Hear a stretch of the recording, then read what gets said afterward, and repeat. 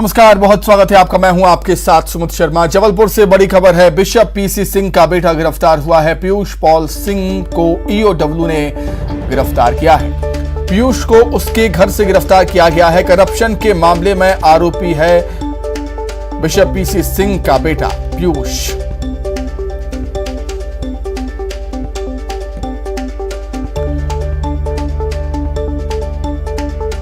जबलपुर से बड़ी खबर आपको बता रहे हैं। बिशप पीसी सिंह का बेटा गिरफ्तार हुआ है। पीयूष पाल सिंह को भी ईओडब्ल्यू ने गिरफ्तार किया। पीयूष को उसके घर से ईओडब्ल्यू की टीम ने गिरफ्तार किया है। करप्शन के मामले में आरोपी है बिशप पीसी सिंह और पीसी सिंह का बेटा पीयूष भी इसमें शामिल है।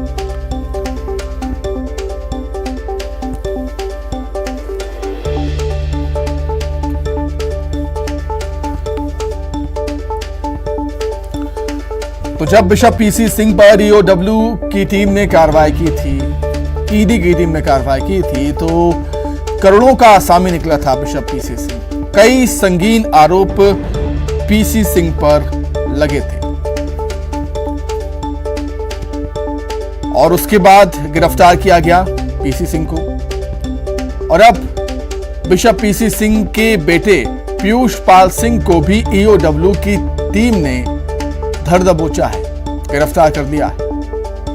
पीयूष को उसके घर से ही ईओडब्ल्यू की टीम ने गिरफ्तार किया।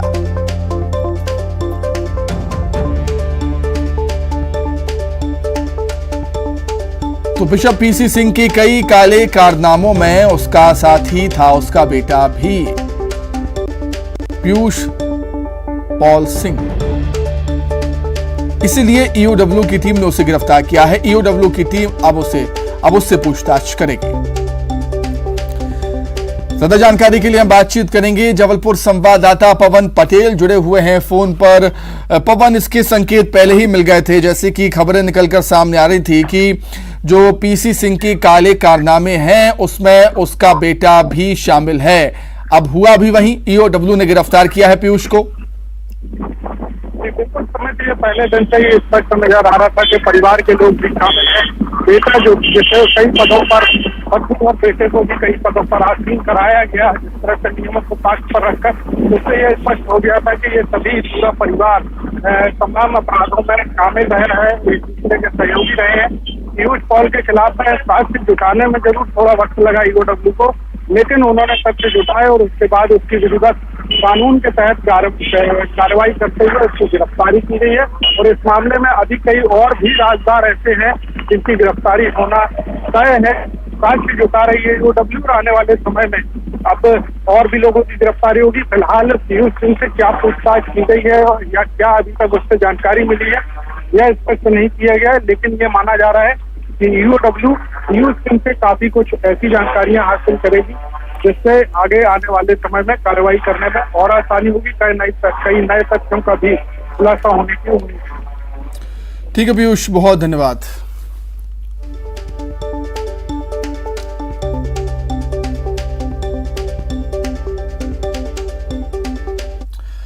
आगे बढ़ते हैं। सुकमा से बड़ी खबर है। सीआरपीएफ के डीजी एसएल थाउसेन का दौरा।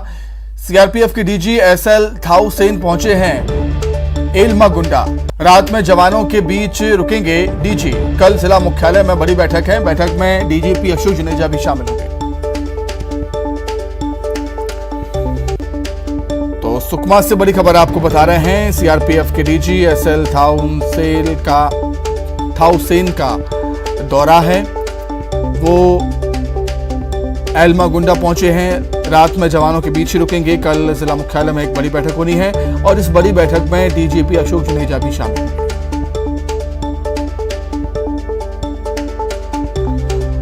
तो सीआरपीएफ के डीजी एसएल थाउसेन एल्मा गुंडा पहुंचे। रात जवानों के बीच ही गुजारेंगे। कल एक बड़ी बैठक। कोरिया से बड़ी खबर, जहां पर रिश्वत मांगने पर पटवारी सस्पेंड हो गया। एसडीएम ने आमगांव पटवारी को सस्पेंड किया है। पटवारी ने किसानों से पैसा मांगने की बात स्वीकारी है। जमीन के सीमांकन के बदले रकम मांगी थी पटवारी ने।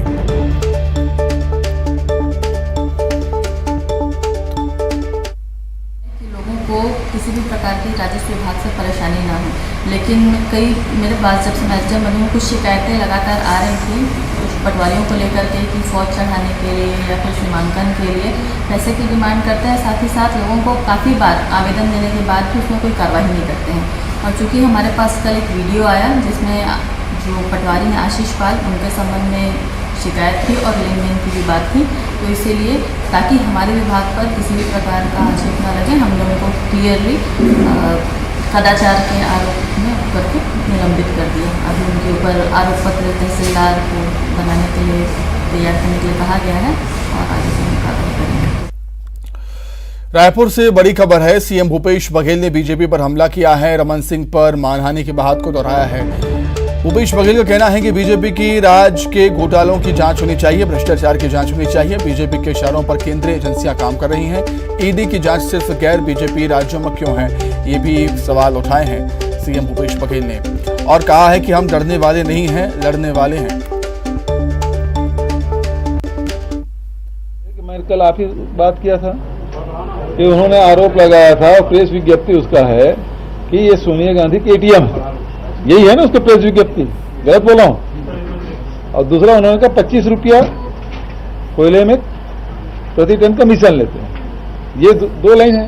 मैंने कहा इसे प्रमाणित करिए, अब प्रमाणित नहीं करेंगे तो आपके खिलाफ कार्रवाई मानहानि दावा करेंगे। उस मामले में बोलना बंद कर दिया। अब वो दूसरी बात करने लगे। तो रमन सिंह जी, आप अपने बयान से बदल क्यों रहे हैं? कमीशन खोरी आपके समय में आप खुद ही बयान दिए हैं कि 1 साल कमीशन मत लो, फिर 30 साल तक राज करेंगे। फिर नाम घोटाले में डायरी में नाम लिखा हुआ सीएम सर, सीएम मैडम, और ये केवल कांग्रेस शासित राज्यों में क्यों? और कांग्रेस शासित राज्यों में आए तो पिछली सरकार की क्यों जांच नहीं कर रहे हो? वो तो प्रमाणित है, आपके पास केस है, उसके बारे में क्या है? सेंट्रल एजेंसी कर रही ना जांच, क्यों सीएम सर का नाम नहीं बताना चाहिए? कौन है सीएम मैडम, वो क्यों नहीं बताना चाहिए? उसमें लिखा हुआ है नागपुर से लेकर दिल्ली तक, उसकी जांच कब करेगी? तो इसीलिए हम कह रहे हैं कि ये जो जांच एजेंसियां हैं वो केंद्र के इशारे पर गैर भाजपा शासित राज्यों के लोगों को ही प्रताड़ित करने का काम कर रहे हैं। हम लोग डरेंगे नहीं, हम लड़ेंगे, जनता के साथ हैं, जनता का विश्वास हमको है। और ये सेंट्रल एजेंसी का दुरुपयोग करके रमन सिंह जी ईडी का प्रवक्ता बने घूम रहे हैं। सीएम भूपेश बघेल ने सक्ती जिले में नक्सली मुठभेड़ में शहीद हुए सब इंस्पेक्टर दीपक भरद्वाज के गांव पिहरीद पहुंचे और उन्हें श्रद्धांजलि अर्पित की। पिहरीद हाई स्कूल का नामांकन शहीद दीपक भरद्वाज के नाम पर करने का ऐलान भी किया है। दीपक भरद्वाज बीजापुर जिले के तर्रेम थाना क्षेत्र के जीवनागुड़ा में नक्सली मुठभेड़ के दौरान 3 अप्रैल 2021 को शहीद हुए थे। मुख्यमंत्री ने शहीद दीपक भरद्वाज के पिता राधेलाल भरद्वाज और माता परमेश्वरी भरद्वाज के साथ उनके परिजनों से मुलाकात कर अपनी संवेदनाएं प्रकट की। आज शहीद परिवार से मुलाकात हुई और श्रद्धांजलि भी मैंने अर्पित की और देश के लिए उनकी शहादत हुई है तो राज्य सरकार की ओर से शौर्य चक्र उन भारत सरकार दे, इसके लिए हमने 3 अक्टूबर को ही अनुशंसा करके भेज दिया है। और दूसरा, यहाँ के जो हाई स्कूल है वो शहीद के नाम से होगा और उसकी जो मूर्ति है वो भी लगाया जाएगा। अब स्थल चयन यहाँ स्थानीय प्रशासन और स्थानीय लोग मिलके उसको कर लेंगे। उसी प्रकार से केरा में भी एक शहीद हुआ था, उस स्वास्थ्य केंद्र उसके नाम से करने के सब लोगों ने कहा है, उसको भी करेंगे। अंबिकापुर में न्यूज 18 की खबर का असर हुआ है। शव वहां नहीं मिलने का मामला है। मामले में कार्रवाई करने के निर्देश दिए गए हैं। फोन करने के बाद भी शव वहां नहीं मिला था। शव को निजी ऑटो में ले गए थे मृतक के परिजन। लापरवाही बरतने वाले कर्मचारियों पर कार्रवाई होगी और प्रभारी और सुपरवाइजर को हटाने के निर्देश भी दे दिए गए हैं। कलेक्टर ने मुख्य चिकित्सा अधिकारी को निर्देशित किया है। मेडिकल कॉलेज अस्पताल का ये पूरा मामला। तो शव वहां नहीं मिलने की खबर को न्यूज 18 ने प्रमुखता से दिखाया था और न्यूज 18 पर खबर दिखाए जाने के बाद खबर का असर भी हुआ है।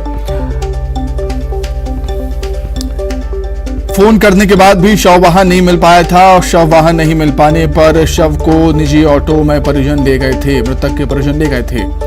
लापरवाही बरतने वाले कर्मचारियों पर कार्रवाई होगी। अब प्रभारी 1099 के प्रभारी और सुपरवाइजर को हटाने का निर्देश जारी हो चुका है। कलेक्टर ने मुख्य चिकित्सा अधिकारी को निर्देशित किया है इसको लेकर। मेडिकल कॉलेज अस्पताल का यह मामला।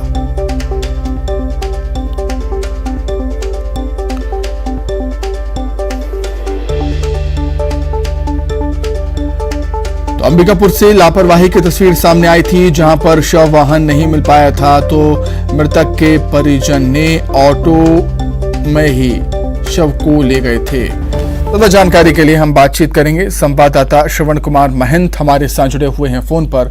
श्रवण, कार्रवाई होनी चाहिए ऐसे मामलों में ताकि जो ऐसी घटनाएं हैं वो दोबारा ना हो। बिल्कुल, देखिए एक बार फिर न्यूज 18 की खबर का असर हुआ है। आपको बता दूं कि मेडिकल कॉलेज में बीते दिनों शव के वाहन के लिए माफ कीजिएगा परिजन को परेशानी होना पड़ा था, जबकि 3 शव वाहन थे। ये किसकी पुष्टि हो चुकी है और जिसके बाद जो तमाम 1099 के जो अधिकारी थे उन पर कार्रवाई करने के निर्देश कलेक्टर ने दिया है। और ये जो शव वाहन का जो मामला था वो इसकी पुनरावृत्ति ना हो, इसके लिए भी जो प्रशासन ने दिशा निर्देश दिए हैं अधिकारियों को, मेडिकल कॉलेज के प्रबंधक को, कि लोगों को परेशानी ना हो, लोगों को सुविधा मिले। ठीक है श्रवण, बहुत धन्यवाद आपका जुड़ने के लिए, तमाम बातचीत के लिए। आगे बढ़ते हैं। शिवपुरी से खबर है, पोस्टमार्टम के लिए चिता से लाश उठाकर दे गई पुलिस। ससुराल में बेटे की मौत पर परिजन ने सवाल उठाए थे। मां ने दामाद पर हत्या करने का आरोप लगाया। 4 महीने पहले घर से भागकर शादी हुई थी। अंतिम संस्कार से पहले पुलिस पहुंची। पुलिस ने लाश को कब्जे में लिया है और दामाद का दावा है खराब तबीयत की वजह से मौत हुई। कहाँ पे? District hospital. तो बाबा से सिर्फ बुखार था। बुखार के बाद वो बेहोश हो गई। फिर मेडिकल कॉलेज भर्ती कर दी उन्होंने। मेडिकल कॉलेज से ग्वालियर अस्पताल ले गया। ग्वालियर अस्पताल से उनकी मतलब कंडीशन थोड़ी बिगड़ती गई और इसकी मम्मी को भी साथ ले गया था मैं। तो जब मतलब मौत हुई ना तो इसकी मम्मी आल की आल घर आ गई और हमें वहां अकेला छोड़ के। ज्यादा जानकारी के लिए हम बात करेंगे। शिवपुरी संवाददाता अशोक अग्रवाल जुड़े हुए हैं फोन पर। अशोक, ससुराल वाले आरोप लगा रहे हैं हत्या का, तो जांच होनी चाहिए कि उनके आरोप सही है या नहीं।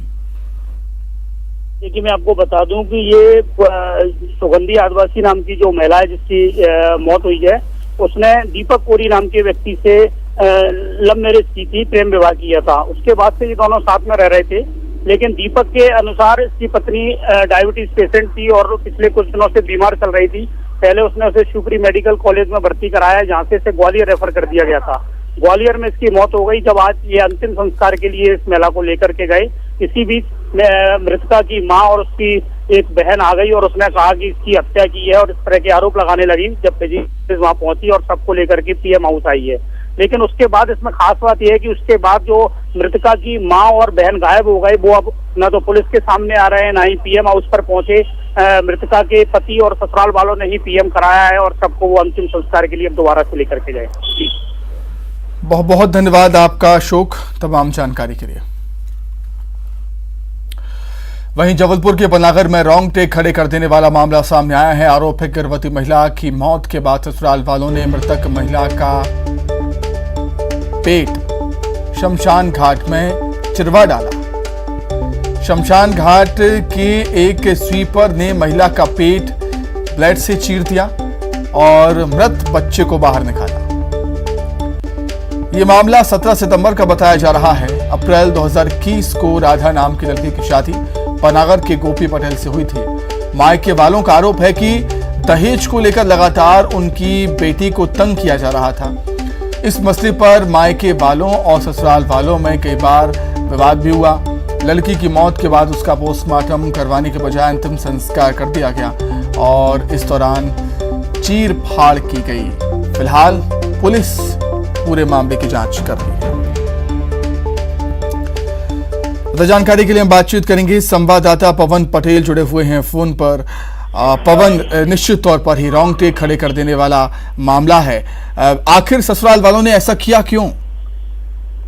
इसमें सभी यह सवाल जो है, तमाम तरह के सवाल जो है वो सभी के जहन में है। पुलिस इस मामले में जांच में जुट गई है। कल परिवार वालों ने जब एसपी कार्यालय में इसकी शिकायत दी तब उसके बाद में पुलिस ने जांच शुरू की है। प्रथम दृष्टया अभी तक जो जानकारी सामने आई है उसमें हिंदू मान्यताओं का हवाला दिया जा रहा है, क्योंकि हिंदू मान्यता के अनुसार गर्भस्थ शिशु को उसकी मां के साथ में जलाया नहीं जाता है। नवजात शिशु या नवजात नाबालिग बच्चों को दफनाया जाता है और आमतौर पर यह प्रक्रिया पोस्टमार्टम के माध्यम से की जाती है, जिसमें अगर किसी महिला की गर्भस्थ महिला गर्भवती बिल्कुल। अब सवाल यही उठता है पवन, अगर ऐसा है मान्यताओं के अनुसार तो ये सब हॉस्पिटल में भी हो सकता था? जी बिल्कुल, ये होना यही था कि पोस्टमार्टम के लिए महिला के शव को ले जाया जाता, जहां विधिवत डॉक्टर के द्वारा बच्चे के शव को पेट से निकाला जाता। पोस्टमार्टम में दोनों ही चीजें स्पष्ट हो जाती, मौत का कारण भी स्पष्ट हो जाता और मान्यता का भी ध्यान रखा जा सकता था, उसका पालन भी किया जा सकता था।